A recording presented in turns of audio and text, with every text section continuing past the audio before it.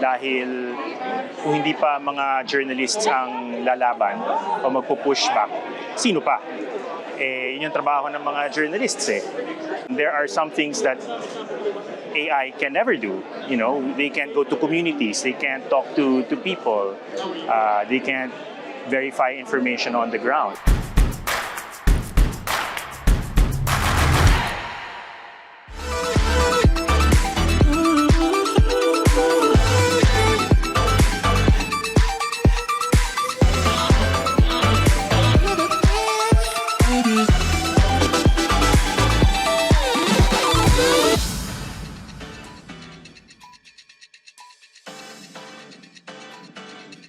Wow, I mean, honestly, at this point, I try to learn from younger people. Kasi hindi naman may kakilan na I'm getting on in years. I'm not quite old, but I'm mid-career. So you get stuck with the same tricks sometimes if you're not willing to see what's going on around. And I'm very excited about the energy that young people are bringing. They're full of ideas, very passionate, very energetic. Parang ako lang nung bata ako. So hopefully, you know, I can learn something from the new generation as well.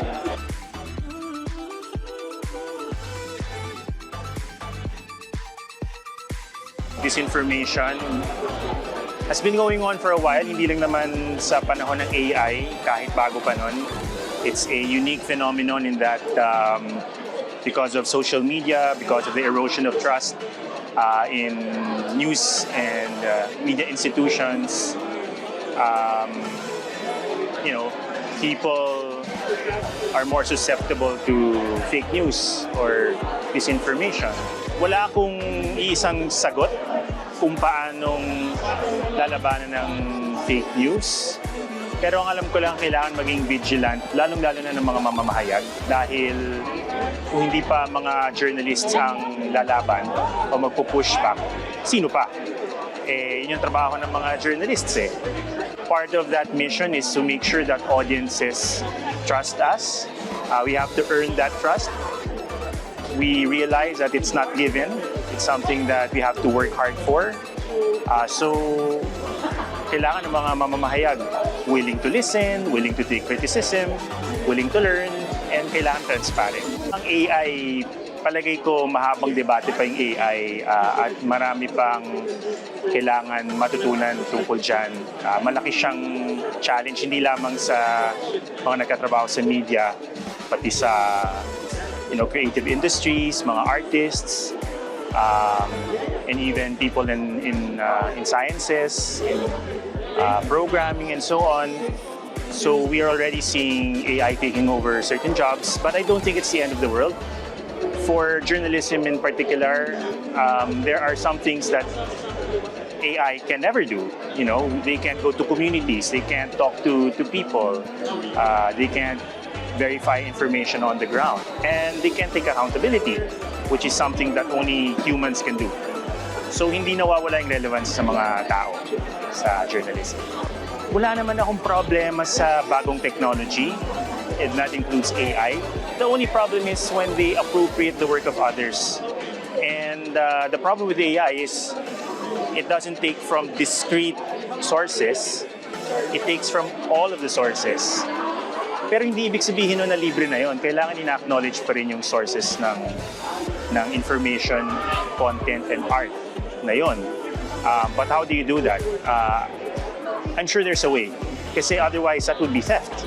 We have to figure it out together, and we have to go back to our basic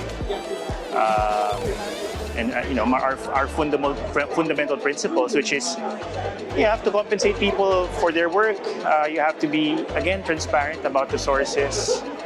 And you have to make sure that the tool is serving humanity and not the other way around. Not serving just a few people who are in charge or who are running the big tech platforms.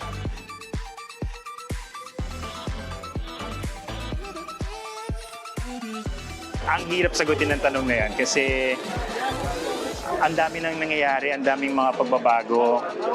Kung bagong graduate ako ngayon, hindi ko alam kung Makakahanap pa rin ako ng trabaho, napaka-competitive na, ang dami ng mga platforms. So, it's really hard to tell new journalists what to do. But we need you. We need new journalists. We need young blood. We cannot abandon journalism because once we abandon journalism, our shared truths become harder to protect. And when that happens, democracy collapses. It's up to us who are already working to kind of show the way, to encourage young people that they can build a career out of this, and it will be a fulfilling career, and they can make a direct impact in the lives of people.